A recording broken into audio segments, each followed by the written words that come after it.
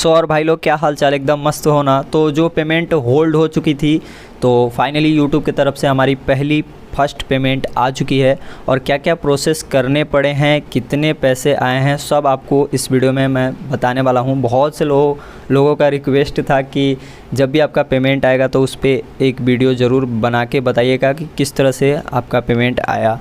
तो मेरा पेमेंट जैसा कि आप लोगों को पता है कि होल्ड हो चुका था किसी कारण से। तो वो कारण था कि इलाहाबाद बैंक चेंज हुआ था इंडियन बैंक में, ठीक है। तो IFSC कोड उसका चेंज हो गया और जो स्विफ्ट कोड था वो वही रहा। तो उसमें क्या क्या करना पड़ा है हमें, तो हम जहाँ से आते हैं वो एक गाँव क्षेत्र में क्या हुआ कि हमारा जो खाता था उस बैंक में बहुत से लोगों का मतलब कभी भी उसमें USD एक्सचेंज हुआ ही नहीं था। जो डॉलर था वो एक्सचेंज ही नहीं हुआ था, जैसा कि हमने पता किया उस बैंक में। तो हम यहाँ से गए, जहाँ का शिफ्ट कोड दिए थे वहाँ गए और वहाँ पे कांटेक्ट किए। फिर वहाँ पे पता किए तो वहाँ पे हमें एक फॉर्म था जो कि USD डॉलर को जो एक्सचेंज होता है उसका फॉर्म मिला, और उस फॉर्म को देना था जहाँ से मतलब हमारा खाता खुला है उस बैंक के माध्यम से। फिर वहाँ पे पहुँचाना था जहाँ पे शिफ्ट कोड दिया गया है जहाँ का। तो वहाँ पे एक फॉर्म फिल करके दिए और फिर जाके वहाँ से हमारा पेमेंट रिसीव हो गया, मतलब आ गया, ठीक है। तो ये सारी प्रोसेस थी। और पहले जब हम गए वहाँ पे तो बताया गया कि जब आपका पेमेंट जैसे ही आया उसी समय आप दे देते तो उसी समय आ जाता। तो यहाँ पे हमें कुछ दिन इंतज़ार करनी पड़ी है, यानी कि 2-3 मंथ, लगभग 2.5 मंथ के बीच। और इतने में ही मैं थोड़ा सा परेशान भी हो गया था, क्योंकि फ़र्स्ट टाइम कोई भी चीज़ होती है तो थोड़ा सा दिक्कत होती है।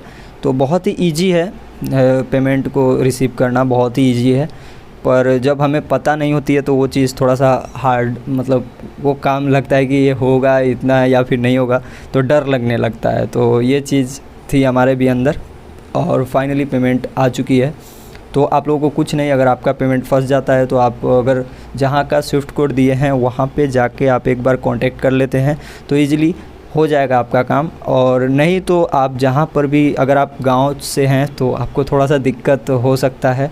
आप जाएंगे बैंक में, फिर वहाँ पे जब देखते हैं तो वहाँ पे थोड़ा सा प्रॉब्लम होता है, क्योंकि बहुत जहाँ पे हम कराए वहाँ पे USD एक्सचेंज का बहुत ही कम लोग थे जो कि इस चीज़ को जानते थे। बहुत से कम लोग, मतलब जो वहाँ के कुछ स्टाफ थे उनसे मैं पूछा तो बोला कि ये क्या है, ये फॉर्म किस चीज़ का है। तो फिर जाके मैं अकाउंटेंट को दिखाया, तब जाके वो मतलब काम किए।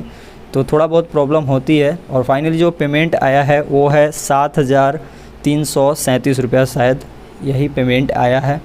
जो मतलब डॉलर का जिस हिसाब से चलता है उस हिसाब से पेमेंट आता है, ठीक है।